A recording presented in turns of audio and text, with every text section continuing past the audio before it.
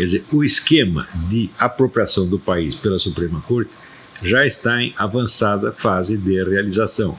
E nós temos o quê? Alguns meses para reagir contra isso. Quem quer que tenha estudado a mentalidade revolucionária, a história do movimento comunista e coisas similares, entende que para todo o pessoal envolvido nisso e toda a militância esquerdista de qualquer tipo, de qualquer naipe, só existe um problema no mundo. Eles acreditam que todos os males do mundo advêm do fato de que não são eles que estão no controle do processo. Então, adquirir o controle do processo é a prioridade 1 e, pensando bem, a única. Porque o que será feito depois, por exemplo, como vamos construir o socialismo, isso aí, muitos autores, muitos dos líderes e gurus esquerdistas nem dedicaram um único minuto a isso. Karl Marx, por exemplo, ele nunca disse como se iria montar o socialismo. Ou seja, o problema prioritário não é o socialismo. O problema prioritário é a conquista e manutenção do poder pelo grupo comunista, socialista, ou seja lá o que for. Isso é a mesma coisa no Partido Comunista Soviético, na Sociedade Fabiana, no Partido Democrata Americano, no PT e no movimento bolivariano. O problema é sempre o mesmo. Então, quando eles não sentem que estão no poder, o sentimento de inconformidade deles é uma coisa assim inconsolável.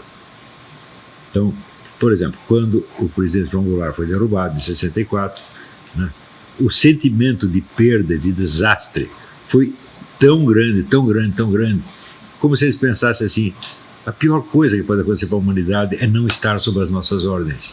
Não há nada pior, não há inferno, não há guerra, não há miséria, não há doença, não há terremoto, nada é pior do que isto, estar sob as ordens de uma outra pessoa que não nós.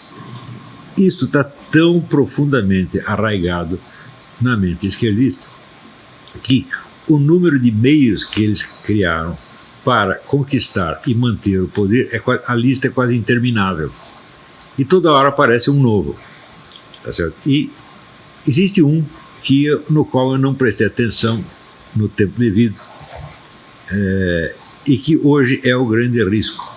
Nós estamos vivendo atualmente uma operação que pode anular completamente os efeitos de todas as derrotas que a esquerda teve nos últimos anos. Pode voltar tudo atrás, da maneira mais fácil e mais rápida, mediante uma nova estratégia. Eu sabia que a estratégia existia, mas não prestei muita atenção nela. E outro dia alguém me chamou a atenção para isso, e eu fui estudar o caso, e vi que a coisa é gravíssima. Então pensei o seguinte, no começo dos anos 90, entre os anos 80 e 90, eu bolei um esquema para neutralizar a hegemonia cultural e intelectual esquerdista. Bolei o esquema, coloquei em funcionamento e funcionou, deu certo. Só que levou 20 anos. Eu publiquei o livro Nova Era, Revolução Cultural de 1993, e eu posso dizer que o começo da queda da hegemonia esquerdista foram os movimentos de 2013, quando o pessoal da esquerda montou aqueles movimentos contra o negócio do tarifa de ônibus, eles fizeram um rolo, e o povo espontaneamente ocupou o lugar deles. O povo saiu às ruas e expulsou os esquerdistas e fizeram sua própria manifestação. Então, o processo levou 20 anos. Era mais ou menos o que eu calculava, eu esperava até mais tempo. Mas, neste novo esquema que está sendo adotado agora, ele é uma questão de meses. Ou seja, ele pode ser posto em movimento de uma maneira muito fácil, não requer mobilização de massa, não requer grandes organizações, é tudo feito através de 9 pessoas, os juízes da Suprema Corte. Este processo foi descoberto, entre os anos 50 e 60 nos Estados Unidos. Quer dizer, você tomar posse do país por meio do aparelho judiciário, e só, através da mais alta corte. Esse esquema não é fácil, foi desenvolvido ao longo do tempo por John Rawls e pelo Ronald Dworkin, e hoje nos Estados Unidos isso é uma realidade, quer dizer, a Suprema Corte legisla à vontade, faz o que quiser. Eu observei isso mais nos Estados Unidos. Eu não me preocupei muito com o que estava acontecendo na Suprema Corte brasileira. Me parecia apenas que os juízes estavam vendidos ao PT. Mas a coisa é muito pior. Quer dizer, o esquema de apropriação do país pela Suprema Corte já está em avançada fase de realização. E nós temos o quê? Alguns meses para reagir contra isso. Então, eu penso, bom, da outra vez eu tive 20 anos para agir. Né? Agora, nós não temos. E é por isso que eu fiquei tão bravo quando pifou a transmissão ontem. O senso de urgência que eu tenho disso é uma coisa absolutamente desesperadora. Também o fato é o seguinte, eu não tenho, vamos dizer, para me preparar para enfrentar esse negócio, eu não tenho o tempo que eu tive para fazer o outro esquema. Eu posso dizer, por exemplo, para a década de 80, 90, eu passei todo dia estudando isso, e quando soltei o livro Nova Era, Revolução Cultural, eu já sabia tudo que eu ia fazer, qual era o caminho a seguir, eu sabia mais ou menos tudo que ia dar. E eu acho que raramente houve um plano que desse tão certo assim. Foi simplesmente maravilhoso, reconfortante ver isso, né? A esquerda, até então, até o começo dos anos 90, ela tinha o controle monopolístico da cultura, da universidade, da mídia, da política partidária, porque não havia um partido de direita, e dos movimentos de rua. Ou seja, tinha o controle da sociedade inteira, e embaixo dela havia aquela maioria silenciosa que não tinha coragem de dar um pio. Nada. Ou seja, a opinião direitista, ela simplesmente não existia. Não é nem que ela foi excluída, ela já tinha desistido de existir. Tá certo? E eu percebi que o que permitia isso era a tremenda autoconfiança do pessoal da esquerda. Eles confiavam na sua honestidade, na sua capacidade, né? Confiavam que tinham razão. E, sobretudo, isso se baseava na confiança que tinham na autoridade intelectual de uma pleiade de escritores, filósofos, etc. Sobretudo estrangeiros. Né? A liderança intelectual local era até meio fraquinha, mas ela adquiria a sua autoridade do prestígio internacional de tipos como Michel Foucault, Jacques Derrida, Jean-Paul Sartre. Era um bando de gente. Se você pegar todos aqueles que o Roger Scruton estudou no livro Thinkers of the New Left, você vê que era uma pleiade de gênios, pelo menos assim considerados pelos seus admiradores. Então, aquilo era uma retaguarda intelectual absolutamente formidável. Quer dizer, para você contestar o que um esquerdista está dizendo, você tinha que transpor todo esse muro, tá certo? De gigantes ali, que estavam todos de braços dados, não deixando você passar. Né? E eu percebi que era só derrubar esses gigantes e o resto não se sustentava. Então, a autoridade intelectual é sempre a base de qualquer poder que exista neste mundo ou no outro. Então, nós estamos muito acostumados a pensar que o poder se baseia no dinheiro, nisso, naquilo. Não.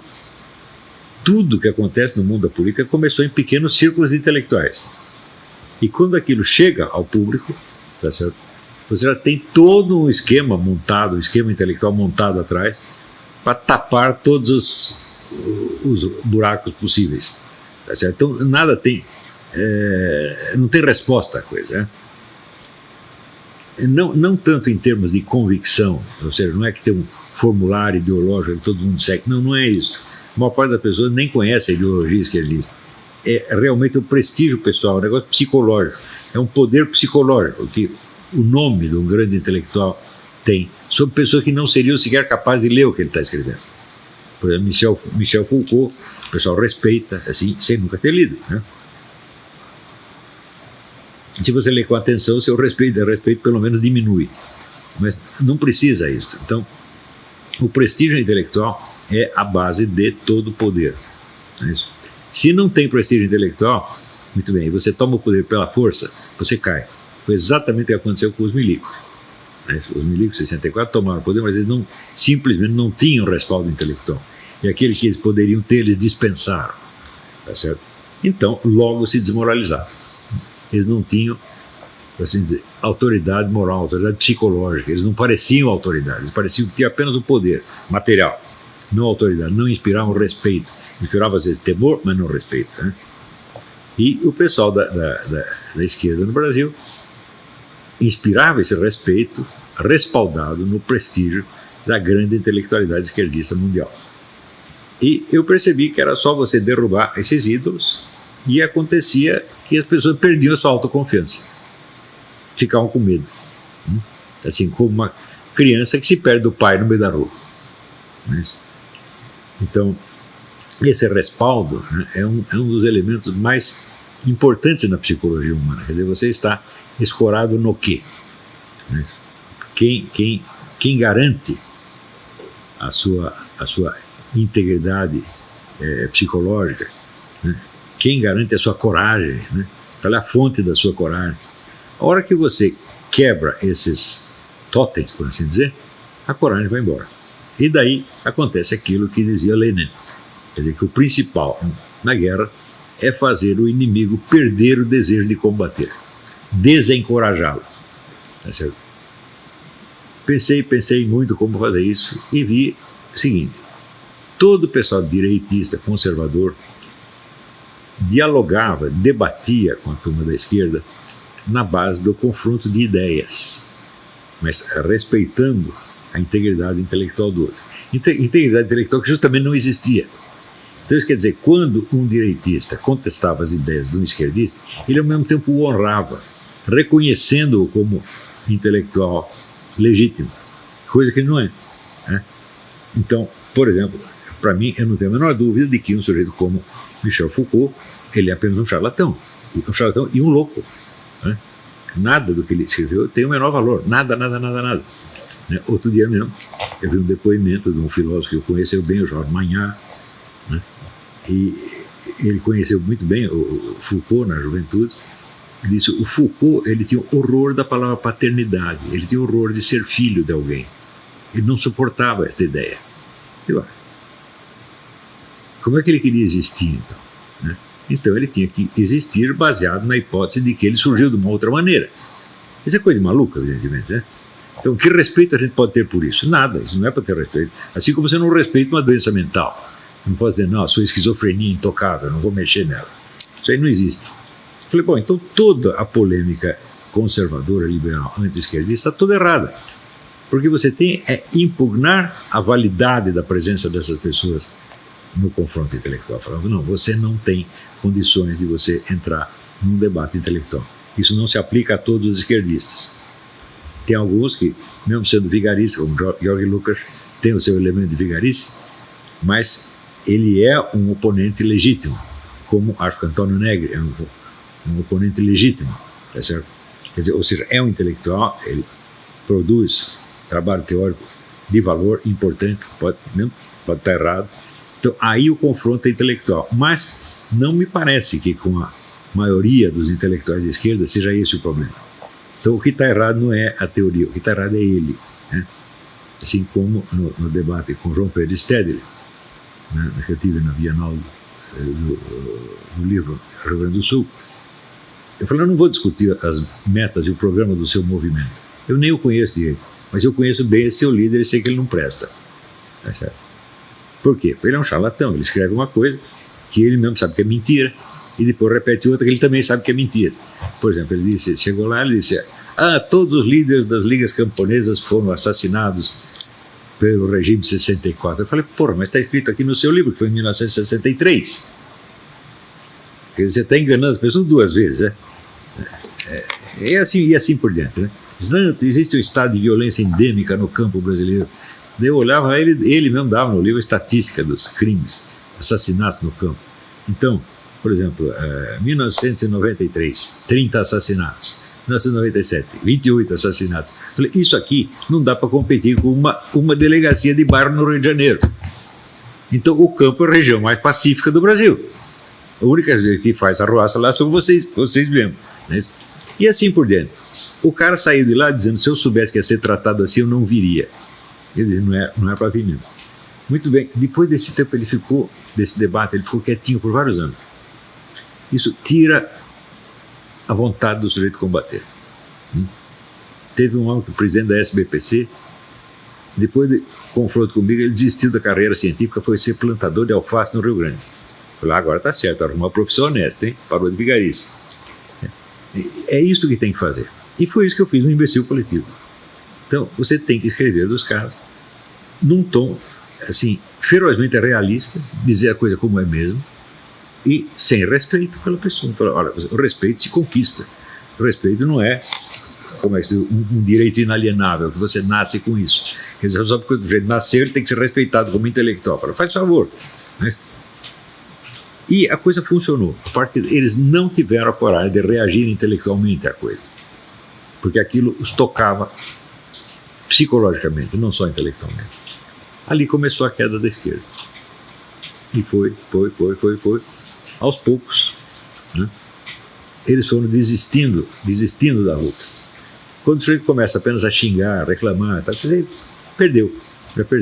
Não tem o confronto intelectual, já perdeu. Muito bem. Eu penso, como é que eu poderia fazer o mesmo com este esquema que está aí? Esse novo esquema. Né? Simplesmente não dá tempo. Eu falei, bom, eu precisaria estudar muito o caso, né? Dominar o assunto, como dominei a estratégia esquerdista do Gramsci, tá certo? E daí fazer uma operação dessa, mas ia durar também 20 anos. E nós não temos os 20 anos. Então eu pensei, bom, nós vamos ter que fazer um negócio assim acelerado. E tem que ir direto no ponto. Qual é o ponto? Pensei. É a doutrina do Ronald Dworkin. É a concepção de justiça do Ronald Dworkin está por trás de toda esta imensa cara de pau, dessa desfaçatez dos nossos juízes, que não só legislam, como legislam em causa própria. O juiz não pode legislar, está lá para aplicar a lei, não para inventá-la, tá certo? Eles inventam tudo e fazem isso em benefício próprio, em benefício do seu partido. É uma coisa, um descaramento tão grande. Eu os considero todos criminosos, tá certo? E eu acho que o certo seria tirá-los de lá a pontapé, quer dizer, o povo invadir e tirar os caras na tapa, você sai daqui. Isso seria o certo. Mas como não vai fazer isso, e eu não tenho pessoalmente os meios de fazer, então eu falo, bom, eu vou ter que ir pela mesma estratégia do combate intelectual, como eu fiz no outro caso. E, felizmente,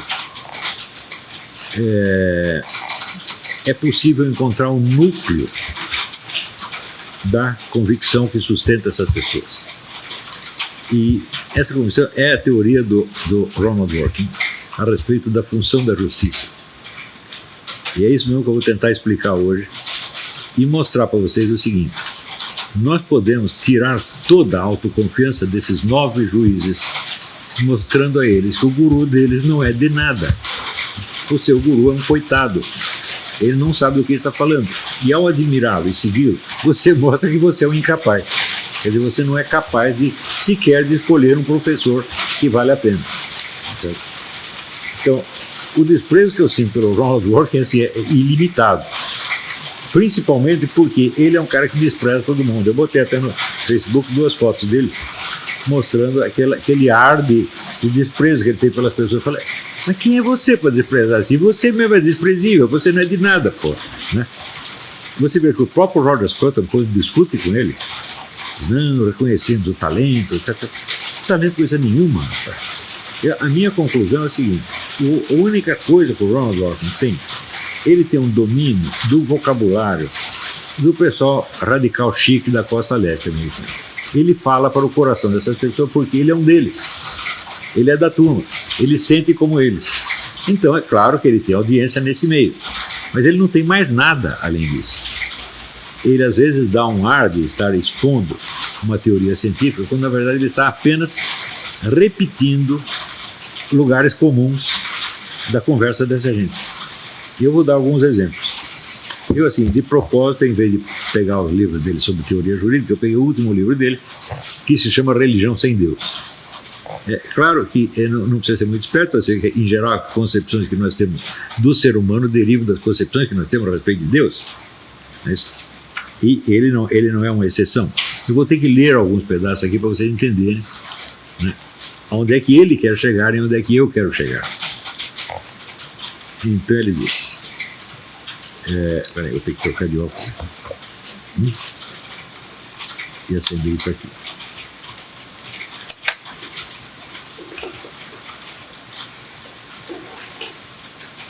A religião é uma cosmovisão profunda, distinta e abrangente, que ela assegura que valores objetivos e inerentes permeiam tudo, que o universo e as criaturas inspiram respeito, que a vida humana tem um propósito e que o universo tem uma ordem. Uma crença num Deus é apenas uma manifestação possível ou uma consequência dessa profunda cosmovisão. Ou seja, ele define o espírito religioso por esses valores. Né? Existe um sentido na vida, né? O ser humano merece respeito, blá, blá, blá. Ele diz, entre as várias manifestações disso, existe a crença num Deus. Mas existem outras manifestações. É claro, os deuses serviram a muitos propósitos humanos. Eles prometeram a vida após a morte, explicaram as tempestades e catástrofes e tomaram partido contra inimigos. Mas uma parte central do seu apelo é que o seu suposto sucesso em preencher o mundo com valor e propósito. Ou seja, os deuses também ajudam a dar valor e propósito à vida. A convicção de que um Deus subjaz ao valor, no entanto, como eu vou argumentar, pressupõe um compromisso anterior e independente com a realidade desse valor. Presta atenção, isso aqui é o núcleo do negócio. Se eu acredito que um Deus sustenta determinados valores, como por exemplo a beleza do mundo, a dignidade da vida humana, etc., é porque anteriormente eu já aderi a esses valores. Esse é o núcleo do argumento dele, e isso é 101% falso. Eu vou demonstrar daqui a pouco. Né? Esse compromisso é disponível, está ao alcance, tanto dos crentes quanto dos descrentes. Portanto, os teístas compartilham um compromisso com alguns ateístas, compromisso que é mais fundamental do que aquele que os divide. Ou seja, o teísta acredita em Deus, o ateísta não, mas eles compartilham valores que são mais profundos do que a diferença que separa de crer ou não crer em Deus. Né? E essa fé compartilhada pode, portanto, fornecer a base para uma comunicação melhor entre eles. Ou seja, os valores comuns entre ateus e religiosos favorecem a comunicação entre eles. A divisão rígida entre o povo da religião e sem religião é demasiado crua, tosca. Muitos milhões de pessoas que se contam como ateístas têm convicções e experiências similares e tão profundas quanto aquelas que têm os crentes, ou pessoas que se contam como religiosas. Essas pessoas que compartilham esses valores com os religiosos sem ser religiosos, pensam que elas não acreditam num Deus pessoal, mas, não obstante, acreditam numa força, aspas, maior que nós. Eles sentem uma responsabilidade inescapável de viver as suas vidas bem, viver corretamente, com o devido respeito pelas vidas dos outros. Eles se orgulham de levar uma vida correta e às vezes sofrem uma tristeza inconsolável por ter jogado fora, desperdiçado a sua vida. Ele dá como exemplo, então, um trecho do Albert Einstein, né? Que diz: saber que aquilo que é impenetrável a nós realmente existe, manifestando-se na mais alta sabedoria e na beleza mais radiante que as nossas sonsas faculdades podem abranger, somente nas suas mais formas primitivas. Esse conhecimento, esse sentimento, está no centro da verdadeira religiosidade. E nesse sentido, e só nesse sentido, eu pertenço às fileiras daqueles que são devotamente religiosos. Quer dizer, ele não acredita num Deus pessoal, né, mas acredita, como diz, numa força maior que nós. Né? Então,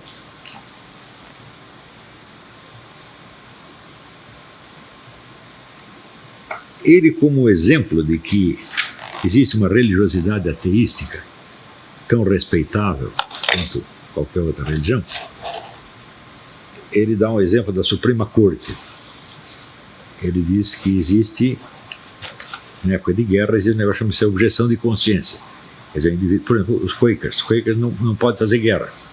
Então, se ele é convocado para ir na guerra, ele faz uma coisa que se chama objeção de consciência. Eu não posso participar da guerra porque a minha religião não permite.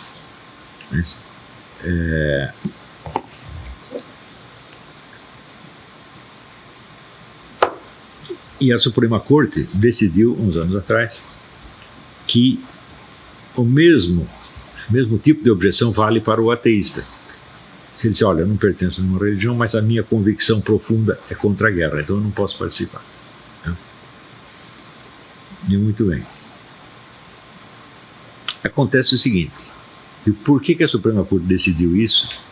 E qual é a justificativa que ela oferecia e qual é a justificativa que o Dworkin, anos depois, oferece? Né? Vamos ver a do Dworkin aqui. Não argumento que não existe um Deus pessoal que fez os céus e ama as criaturas. Eu afirmo ontem apenas que a existência desse Deus não pode em si mesmo fazer nenhuma diferença com relação à verdade de quaisquer outros valores religiosos.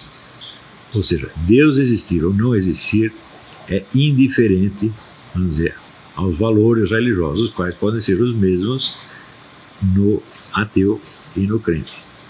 Então, é assim que ele justifica a sentença da Suprema Corte. Mas foi isso que a Suprema Corte disse? Que não faz diferença? Não. Ela apenas achou que ela não tinha o direito de interferir na consciência individual.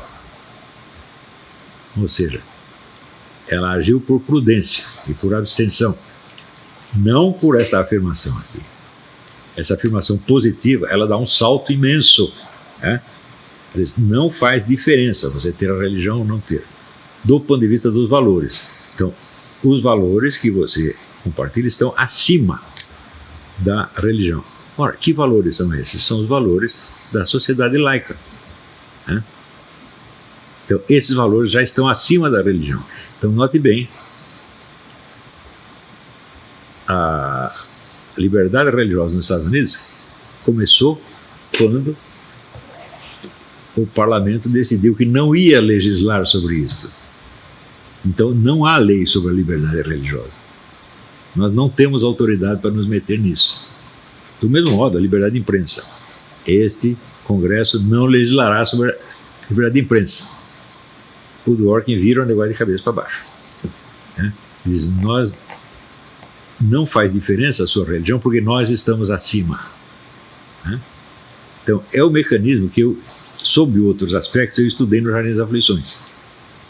Como é que o laicismo se torna, ele começa como uma abstinência, uma questão de prudência, e se torna em seguida um novo dogma, tá certo? Muito mais exigente, abrangente e tirânico do que qualquer dogma anterior, que é exatamente o que ele está fazendo aqui.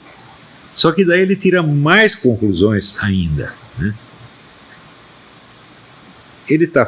O que ele está dizendo é o seguinte: o fato de a Suprema Corte ter reconhecido o valor da religiosidade ateística tem valor cognitivo.